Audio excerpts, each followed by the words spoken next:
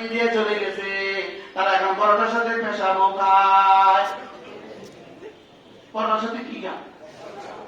কোন দোকান হইতে পারে না যে দোকানে গোবর আর পেশাব নাই। বুঝলেন না?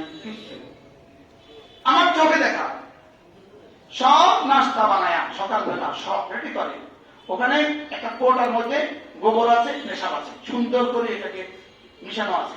এবার ব্রাশ আছে, ব্রাশ সুন্দর করে ব্রাশের মধ্যে সুমাইয়া একটু পেশাব সবগুলো উপরে বরকতের জন্য। গোস্ত খাইস না, পেশাব খা, সুন্দর। বলেন কি বলছি বলেন না? গোস্ত খাইস না, পেশাব খা। বুঝলেন ভাই কি বলছি বলেন? কি বুঝলেন? কি খাইস না? গোস্ত খাইস না, পেশাব খা, গোবর খা।